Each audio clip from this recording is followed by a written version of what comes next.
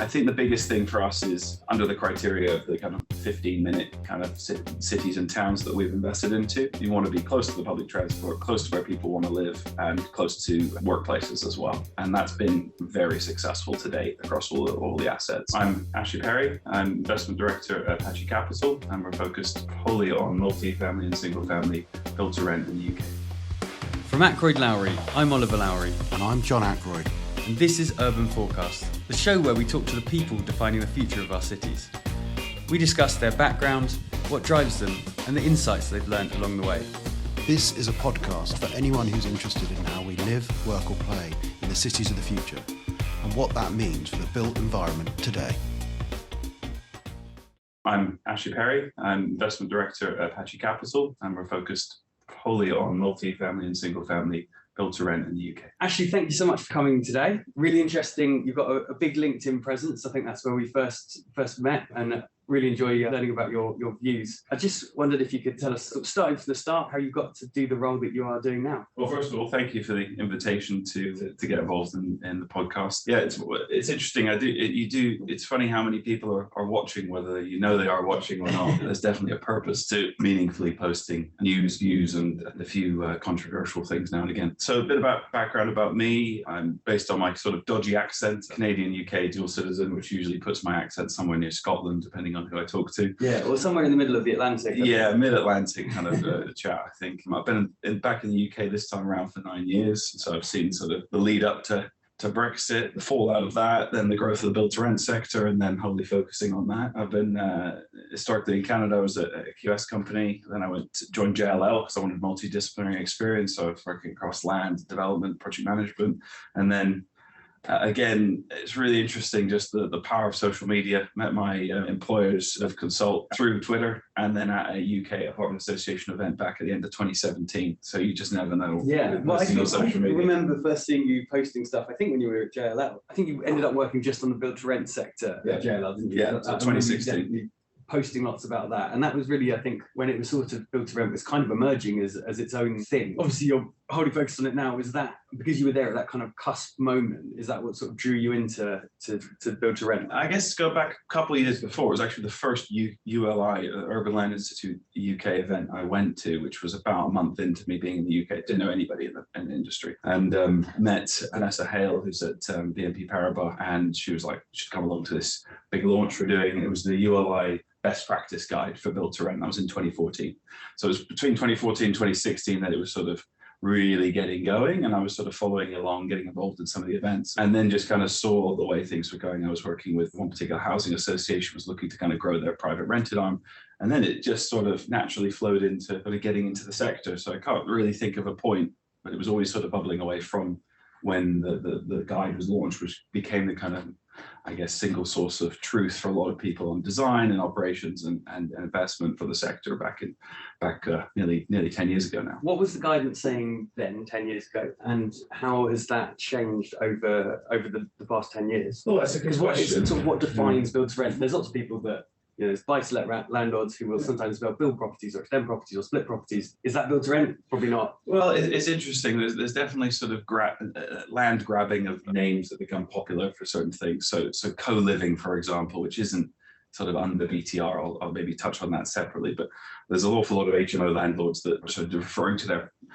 housing as co-living, and it's sort of where does one end and what the other begin? Oh, you're a slumlord. Well, there's plenty of HMOs that are really well managed and well overseen by different local authorities. I think we're BTR, and what we're seeing now that you've got such an established series of operators across the quality spectrum, like from the sort of HA private rental arm at that kind of price point, which might be just above the median in a location, up to where we are with our product, where we are doing it jointly with Moda in our prime city centre locations at the top end of the market. And granted, in that bucket as well, you've got Canary Wharf Group and Virtus, which is very much verging on corporate kind of experience. So you've got the partnerships with local employers, and ultimately, this is very much a kind of professional audience that's living in these residences.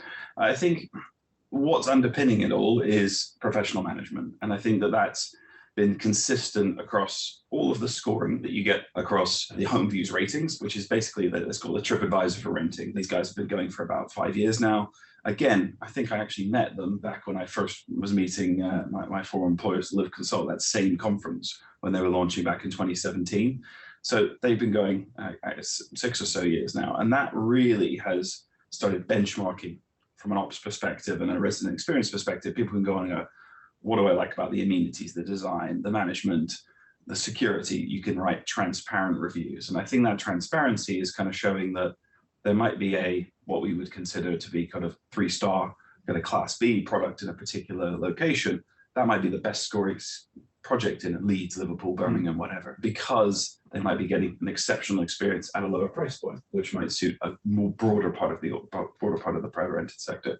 But I think the thing that underpins it the most, because there's so many different designs, furnishing strategies, approaches to amenities, is professional management where there's a greater level of trust and a better quality experience. So it's interesting. So those, when you were doing kind of best practices 10 years ago, it was more around the operational side than it was around, in my mind, obviously, as an architect, I'm thinking, right, there's a minimum 50 units, there's got to be some sort of shared amenity, there's got to be a gym, or, because those are that's the way that we think. Yeah. But you're saying actually there was best practices around, I don't know, the way you take deposits, the way you manage the response times. Is that I think I always break it, trying to be simple with it, hardware and software.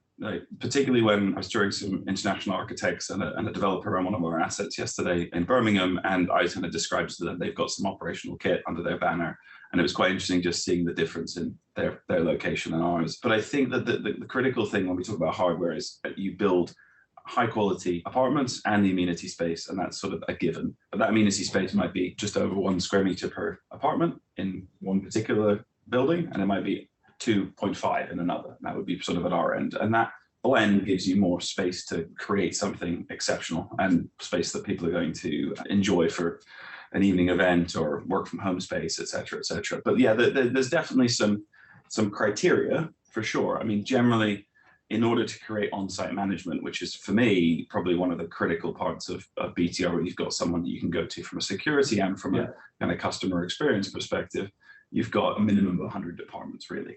Obviously, the GLA guidance historically is minimum of 50, but I just don't think you're getting a build-to-rent experience when you've got, or multifamily experience, particularly American kind of terminology, in sub 100 apartments, because you can't afford to put that person in. So I think that's probably one of the biggest things. It's interesting because I think actually JLL, your ex-employer, just published quite a useful, it's got schedule matrix type thing of what, for a kind of 5-star down to a 1-star build to rent product, and what you would always have to have. And, from the kind of the 5-star having a gym and spa and pool and stuff like that, even the 1-star had a concierge. So I think the concierge is the sort of the thing that I don't think you can really be built to rent without that. Would you kind of agree with that? Yeah, it's funny because I think concierge is a bit of a misnomer, because people think of that almost like a stuffy individual at the front desk. I mean, sometimes ranging from a bit overzealous and overenthusiastic to almost like one sort of security guard kind of ambivalent kind of customer experience. I would say you're talking about a resident services person. We have quite a lot more staff on our buildings than some of our competitors, and that's a decision that was taken, so it was going to enhance the customer experience and therefore command premium rents in those buildings, which are being achieved. When we talk about that sort of resident services person, I think that is a minimum requirement for a 100-unit apartment building, a 100-home apartment building, or 100 plus. I think that's probably just a minimum expectation now. And so how has your journey through Live, were you then at Cortland? Yeah, so explaining that a little bit, I joined at the beginning of 2018. At the time, the business was 4 of us working, I would say punching above our weight. And we were working across the UK, got into Ireland, eventually got into Spain as well. But around sort of end of 2018, Cortland were already established in the UK, growing their kind of presence with different site acquisitions and kind of growing their strategy. Obviously, great profile in the US predominantly. They acquired Live Consult and Live Group, which was a consultancy and a third-party operator, 2 separate businesses, in August of 2019. So the business eventually became Cortland Consult, doing internal work for Cortland on some of the some of the schemes that you've seen that they funded around the country, and some of the things that didn't quite come off. So it was quite a natural fit for certainly external investors seeing the sort of name and brand that Cortland has, to be able to have a kind of consultancy arm associated with it. But consistent across that was sort of independent work across the kind of the wider market. And is that how you started working with Apache then? Yeah, that's right. So Apache was working with Liv going back before I joined. So I think back to 2016 when the business was established. So Apache got its sort of start in UK multifamily and strategy in 2014 when it came together with Moda, and that was spearheaded by Richard Jackson. So that really pushed its way into all the regional cities. That was the strategy. So your Edinburgh, Glasgow, Leeds, Liverpool, Birmingham, etc., where we have our large portfolio. And Liv was supporting in a consultancy capacity from site acquisition through to getting equity and debt funding in place. So I've been working with Apache for 4 years, and yeah, timing was right for to be approached about the and role. Was it amicable, you jumping from one side of the fence to the other? Yeah, it was great. I mean, it was. Do you still work with Liv? Yeah, we do. Well, obviously now we're referred to as Cortland Consult. So yeah, they're still a consultant to us. Still talk to Ian Murray, senior director there, on a regular basis. And yeah, it's a really good relationship. Sort of sector leaders in an independent capacity rather than some of the agency work that we do at the kind of leading players. But yeah, they're a great business. And now that I'm sort of client side, we sort of exchange notes on various things, and always wants to hear how the assets are doing now that all the historic work is kind of flush through, nearing stabilization or already stabilized in some of these communities. So he's sort of proud to see that his involvement shaped something. Yeah. Do you want to talk about Apache for a minute then, how their sort of vision? So you said moving to build to rent in 2014. What's the kind of current vision? Well, the business was founded back in 2008 by John Dunkley and Richard Jackson, wholly focusing on alternatives historically. So care homes, purpose-built student accommodation, then into multifamily. The final exit out of the care home piece was back to 2015, 2016. Student final asset from that portfolio was exited at the end of last year. What I'm told was a record yield down in Southampton to a Far Eastern investment group. So now we're focused in co-investing and acting as investment manager for global institutions into this space. So we've got approaching 3,000 apartment homes open and operating around the UK. The growth plan is still city centre locations in regional cities. And we do have opportunities and one scheme under control in London. It's just been a slight planning headache, which we might touch on. Really, it's about growth and about stabilizing those communities, optimizing those assets, and leveraging the performance of folio that is now at significant scale. So we've got the opportunity to sort of grow that to be 5, 10, 15,000 homes in due course. I do think there's some consolidation coming in the sector. We're starting to see new entrants come in, kind of core plus investors, which I think will help stabilize the whole sector because it's still very much in development phase.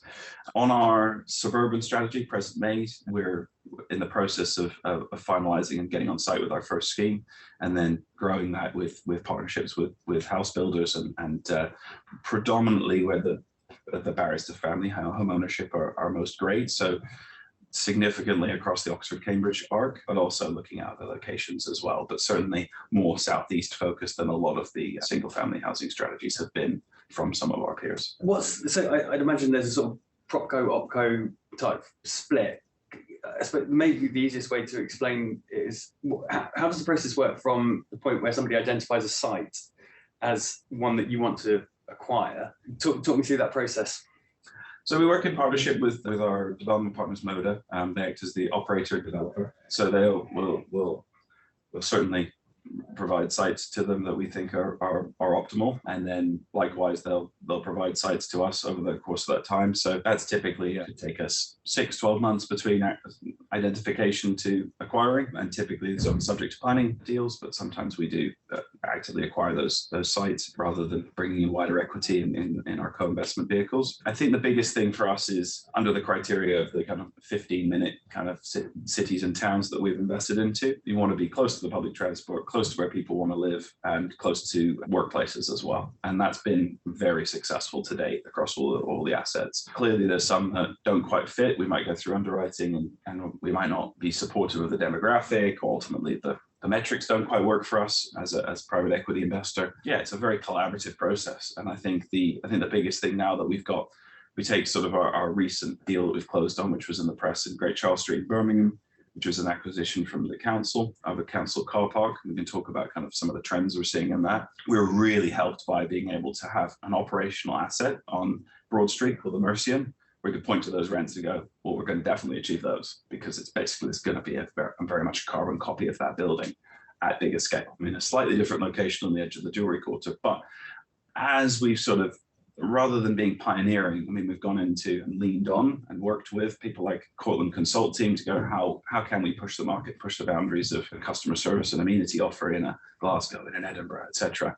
And when we've got the track record of being able to do that, that really helps then go, well, we double down and do a second one in Birmingham, and then probably look at some of the second ones in some of the other cities, because we do feel that whilst everyone's getting very excited about regional build to rent growth, I think there was some data out yesterday, we feel that there's plenty of scope and opportunity in these kind of regional cities. And frankly, there's much more of a push from the local authorities to get city centre living really working. And I think that when you've got a supportive local authority, that then leads you to going and doing more there.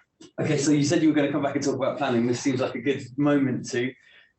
Who runs the planning, you or Moda, or do you do it together? And what have you found? It sounds like you found some frustrations, certain local authorities. Do you want to talk about that?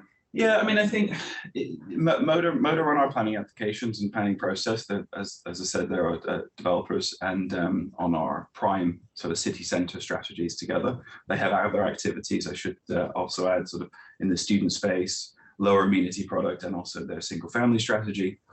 But we're wholly focused on working together and growing and scaling the prime platform.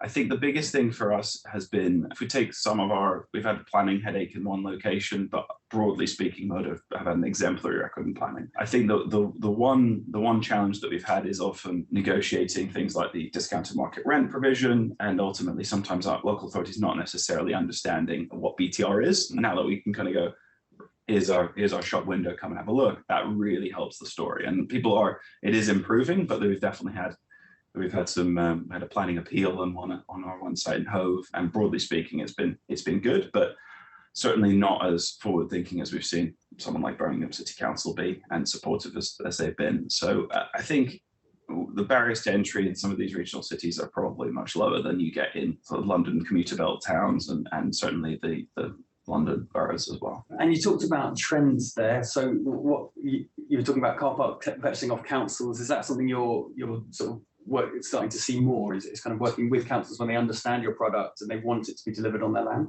Yeah, it's interesting. I mean, I think we particularly on, if you take sort of both the suburban single family strategy, that's the first site in that is a partnership with the University of Cambridge. When we look at our multifamily strategy with Moda on our prime side, I think when you look at sort of what were the sites before, Glasgow, former police station, which was redundant. Edinburgh, I think it was a bit of a stalled site acquired from Grosvenor, which just needed some acceleration and some vision. Liverpool was a bit of a vacant site from Peel. Birmingham, very much a prominent retail location on Broad Street, which has evolved and improved a lot in the 4 or 5 years since the site was acquired and taken through development, with the tram and everything. And then when you look at sort of Leeds, that was a site brought forward by Caddick Developments. That was a former car park as well.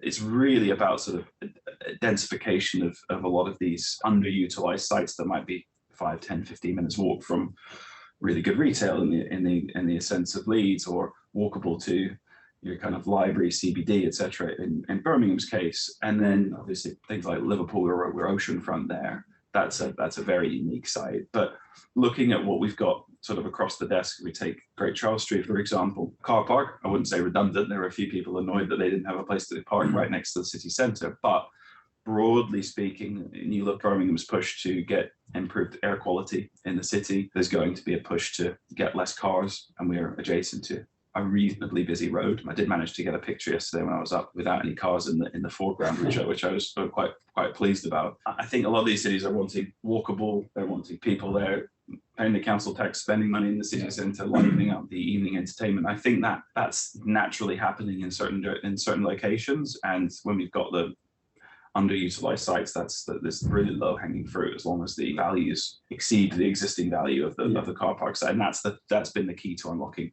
Some of our peers have been doing a similar strategy where 5-10 years ago in places like Leeds, there might have been a car park site that has been stuck, and all of a sudden, bang, one of our institutional competitors or peers has now brought it forward because that residual value just got better than the existing use value. So a lot of the industry is kind of crippled by recent inflation. I think particularly if you're building your flats to sell, that impact has been significant. It's making lots and lots of sites unviable. Does it help that your exit is a sort of longer tail to sort of, I don't know, even out that inflationary impact? Well, there's kind Or of do your sites still become unviable in the same way that you do if it's built to sell? we definitely have to play with the metrics as we've hit an inflationary environment. There has been a knock-on impact on yields, which has impacted our operational assets as well as planned development. So that shifted a little bit, which ultimately has an impact on end value. So I wouldn't suggest that the rental sector has been unaffected. There's definitely been a drop in the GDV of the BTR side. That therefore has a knock-on effect. If you've got a higher level of debt cost in your stack of costs, has to move somewhere. Yeah. And it's either land or other metrics, with construction costs going up, you can imagine where we've had to play around. So can you just keep putting rents up? It seems at the moment the rents keep going up and everyone's going to keep putting them up and there's nothing else that anyone can do. Well, it's interesting. I mean, I think headline rental growth versus ONS rental growth that is more of a deeper data set versus your sort of right move into Zooplas. What we've seen is, yes, rental growth has been above business plan in the last little while, but that is a nature of an undersupply in these locations, not necessarily people cranking rents up. I have seen obviously double-digit rental growth in some of the locations, but that's not necessarily been seen at the asset level or the building level. So I think that's the critical distinction on rental growth. People have been, let's say, on these forward funding deals that you've been seeing that are happening, still despite all the headwinds, there has been a bit of a, yes, we're going to see a bit more rental growth the next year or two, and then it's going to tail off. And that obviously does positively impact things because you're helping the end value. I think that the biggest thing for us is we want long-term stable rental growth aligned with inflation over the long term. And we don't want the situation that you saw in other asset classes that some of our investors are in, such as industrial, where you saw things went crazy and then things went down a lot. And that delta between the two is probably one of the most significant changes in value that we saw in any sector in living memory in the last sort of 30 years, according to the indices that we look at. So we want long-term predictable, stable rental growth as opposed to big scary jumps, because that doesn't put anyone in a good place. Yeah, I think probably one of the biggest risks is sort of politically for you, because at the moment, I mean, I don't know whether it's interesting what's the chicken and egg. The build to rent sector was already emerging, and then the tax environment for just your normal mom and pop kind of rental landlord became more and more unpleasant. And so what you've then seen is a lot of that stock, which accounted for about 30% of all housing, ending back up in private ownership because it's sold back into owners, owner occupiers. And so the build to rent sector is only kind of 2%. And you're losing out. Your 30% is compressing. So that's why, that's my thought as to why rents are going up at the moment, is just that there's less stock on the market, and therefore everyone's competing for the last few let out landlord owned properties that aren't in the build to rent sector. That could continue for a long time, but it may be that the next government that comes in reverses, say you get a change of government next year, they might reverse that because they're seeing what it's doing on rents. Can you guys, do you sort of think in those macro terms, or do you just kind of keep doing what you're doing? No, that's a really interesting point. Could they reverse some of the measures that have been brought in potentially? I think there's now a natural momentum to BTR where you've got a bit of a quality spectrum from your kind of the star ratings, a bit of sort of a blunt instrument to look at these things. But I think like JLL, to your point, did a report about 18 months ago that talked about class, so class A, class B, class C. We're in the class A bucket, which represents about 9-10% of the market. I think the genie's out of the bottle a little bit. There's people realize that this is different. We see that the wider kind of supply challenges are impacting lease up rates. We saw it very clearly in some of our locations, particularly north of the border, with obviously what came out in Scotland with some very, very rapid idea of legislation, emergency legislation, enacting of that legislation. We saw incredible lease up rates at our Edinburgh asset. Likewise, Legal and General Investment Management saw the best rental uptake in their Glasgow asset. So it tells me that when you have intervention in a market, you're going to have unintended consequences. And that is clearly the headline rental growth that we're seeing come out of the Scottish situation as rents are allowed to grow slightly under that sort of adjustment to that legislation. Who knows what's going to happen, kind of move more than 6 months out. You've got a situation there where the underlying unintended consequences is double-digit rental growth coming out the back of restricting it. And that's always the issue about rent. It's the same rental with control. the tax changes. This was meant to discourage people from being buy-to-let landlords, which it has. But the unintended consequence was that those guys, they were providing a service to a lot of people that is now being restricted. I don't think the build-to-rent sector can, as much as it would love to, can take up that slack in the period of time that there is whilst that's changing. It's going to be impossible. Yeah, I agree. I mean, I think everyone collectively in the industry is doing its best, but you still don't have. I mean, we're on, how many years on are we in? Sort of, let's call it 10, 12 years on from the kind of start of BTR. You're really talking about 78,000 if the numbers are bang on accurate. That's pretty good, but it's not exactly hundreds of thousands. And actually, if you project that forward with probably a bit of a flattening, which we're already seeing in construction starts because of the current environment, you're talking about the end of this decade before you're at sort of 100,000. So we'll see what happens. So I think rent's going to keep going up. That's my prediction. But well, look. I think it's always a real challenge because that's generally the trend anyway. Yes. So, and actually those headlines I've always found to be a little bit unhelpful because it's sort of, that's what's going to happen. Inflation will push up rent and then they will go up faster than inflation. That's I hope not, and hopefully inflation is more under control soon. I'm interested to, lots of our clients in the sort of build-to-rent or co-living space will stabilize their asset and then look to sell that to an institution. How does your model kind of, is it similar to that, or how's it changed over the years? So up until relatively recently, about 3 or so years ago, that would have been the intention for a lot of the assets that Apache's been involved in investing into on behalf of our institutional partners. Within the care home space, that was the exit, and ultimately within purpose-built student accommodation as well, with partnership with McLaren amongst others, it ended up being sold. That these assets end up being sold to institutional partners at record yields. Within our build-to-rent plans, we're intending on being involved long-term and the custodian of more core plus capital moving forward as these assets are proving themselves and stabilized and income producing. I think when we talk about that build-to-core strategy for some of our peers in the market, clearly that is the strategy of many of the kind of private equity-backed businesses, and actually this is the next critical phase for build-to-rent. I think the sort of growth of the stabilized buildings getting traded. I had this question from somebody yesterday, CEO of a large developer operator, not in the UK. We've got 2 assets under management.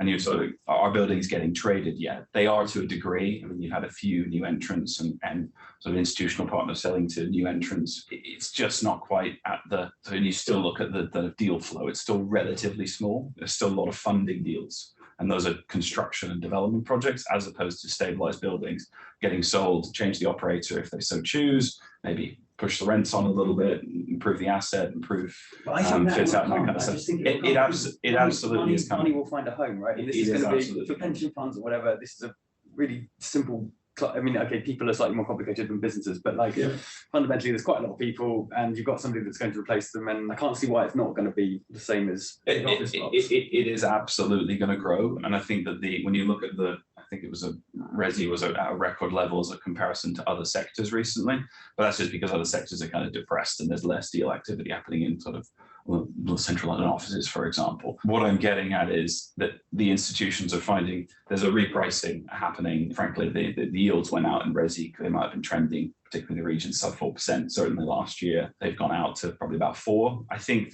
that has a material impact on end values, and it actually might be a really good time for someone to buy looking forward with a 5-10 year horizon.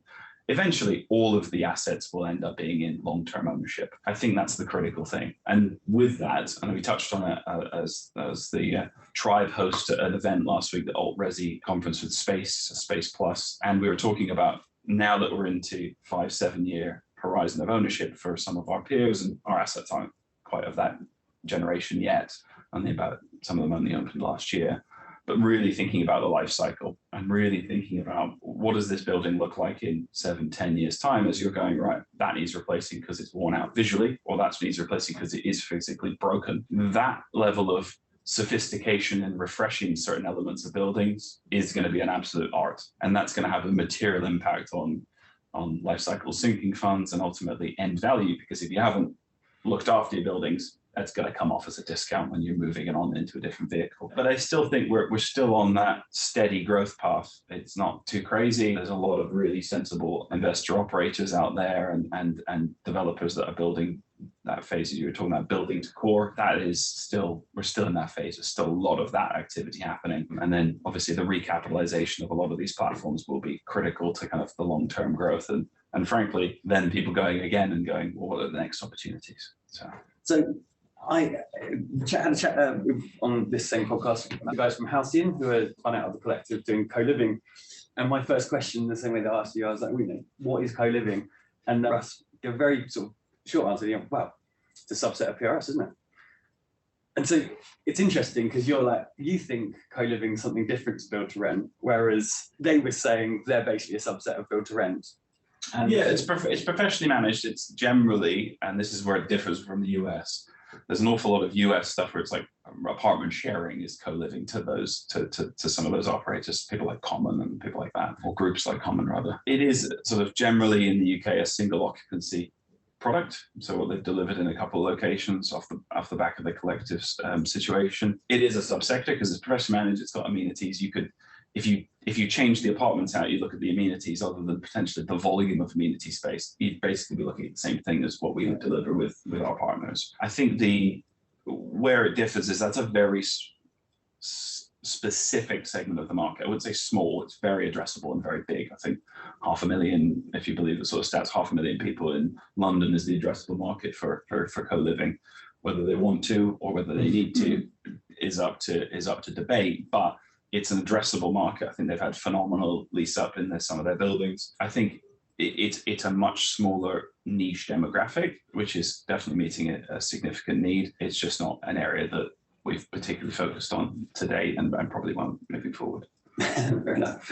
So I just wanted to finish on actually the reason that I got in contact with you is just an article which you posted about the market correction of commercial. Do you want to just touch on that, the points that you were making in that? Yeah, I mean, I think the correction that we've kind of seen, ultimately there's generally the flight to quality narrative is perhaps a little bit overdone, but I think to sort of steal someone like Anthony Slumbers, who's obviously a thought leader in this space about the kind of future of office and all this kind of thing. I think there's definitely I guess, reckoning to come around experience for whether it's what's provided for employees coming to the office, creating a space creating desire rather than just a necessity. And I think that's probably distilling back to what we're delivering in the build to rent space and in our rental communities. We want people to really want to be in these communities, and that's definitely what we're seeing.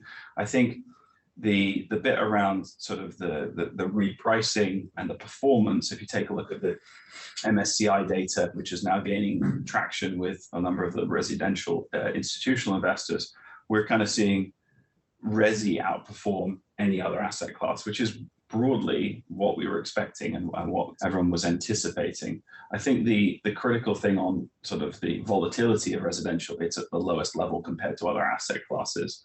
So when we talk about sort of a repricing, I think that there's generally an over provision of, I mean, you could kind of talk about retail, you could talk about commercial. I mean, we're already seeing these turned into other uses. And I think that is going to be a continued trend, not without its challenges because of the underlying use value in some of these assets, but it is coming. And I think the other trend that picks up on is this sort of shift towards life as a service, if that makes sense. Like all of the work that we're doing for kind of work quite a bit with DTZI on behalf of their pension funds, working through their commercial stock. And it's all about shifting it from 5-year leases where, the business would have to come in and fit out their office to now you basically rock up and it looks like this, and you open your laptop and the Wi-Fi's there, and you plug in and you're good to go. And it's plug and play, because nobody wants the faff of fitting out an office, because that's not their main business. And I think you have the same with co-living. It's a sort of like, if I move to a city, and I don't think it is for everybody, but I think if you move to a city and for work or to study, you go there, you can move in, there's basically everything, toilet rolls already in there, and you can meet friends, and then you can move into your 1 year lease place, but you're just going month to month on the co-living until you kind of find your feet. Similar with build to rent, I think you move to a new city, you want to rent with your family, whatever, like it's there, it's ready for you. Yep. And I think there's lots and lots of trends. So because sort of change in taxation, at the moment interest rates being high, and also this move towards kind of service-based living, which is all kind of playing into the hands of the build to rent sector, which is quite interesting. It's kind of, do you think you'd be doing it? Yeah. Did you think you were aware of those trends, and that's where you really pushed into it, or were you just kind of, you were already in there and the trends happened? I think the critical thing from when we look at some of the wider trends where we didn't know things like COVID were going to happen, we didn't know that we'd have obviously the kind of cost of living crisis, etc. But I think that the biggest thing, and it goes back to sort of some quotes that the business sort of circulated when it was getting into the space about 10 years ago, is you can't digitize a bed. And the whole idea is that when we look at what we've delivered in the regional cities and the communities that are being built and curated and allowed to flourish in the space that we've created, I think the biggest thing for us is when we look at the sort of home working trends and be flexible about how the buildings will kind of evolve around that. It's probably 20-30% of our audience, of our residents, can work from home. There's still plenty of people that are still in workplace workers. It's not all of the economy. I think people kind of get a little bit concerned by the quantum of people that are able or encouraged or interested in working from home. But I do think that when you create a space that we anticipate a lot of this. So you create the larger bedrooms, so you've got private work from home space, you create the amenity space that allow for this. Some of it was anticipated, and credit to everyone involved in doing that. I think the biggest thing on where we see residential kind of trending is, as you said, going back a few minutes, around the percentage of the market. It's still very, very small. And do we see build to rent representing 20% of the private rented sector? Eventually, but it will be, you've probably got the bookends of everything now, or you've got the top end that we've been delivering, and gradually things will kind of backfill in that and get more comfortable with your kind of more periphery areas or regeneration opportunities. So I think the biggest thing for the growth of the kind of this sector is, as you said, the reallocation of institutional funds into resi away from other sectors. And that's not to say that everyone's going to be getting out of owning retail and owning offices, etc. But there's definitely going to be repositioning of asset allocation, because resi has proven itself through COVID around people paying their rent on time and to a high level, and ultimately that inflation-linked trend. And actually, I was at Nipham this year, and suddenly everyone was a build-to-rent specialist, and that's driven by the fact that nobody wants to be the mug selling flats at the moment. Construction prices are very high, house prices are going down, and all your profits locked into the last 10 or 20% of the flats you're selling, and everybody's suddenly like, oh no, actually, hold on, this magical build-to-rent thing can sort out the viability of my site. It's quite interesting. I think you're going to suddenly have a lot of competitors. That's why you sort of focus on a very specific, what we always kind of refer to as the top corner of quality and experience, rather than necessarily competing on price in that sort of middle bucket, because I think that would be very, very competitive moving forward. I think you guys, with that established track record, and also the way that you've been able to test the product and evolve the product, I don't really think these people are going to be competing. But there are going to be a lot more people there. Yeah, you make a good point there. That, put it this way, there's been, not naming any names, but there's been an awful lot more people that and developers that might not have been interested in delivering for an institutional owner. Yeah. Very interested in the last 6 to 12 months.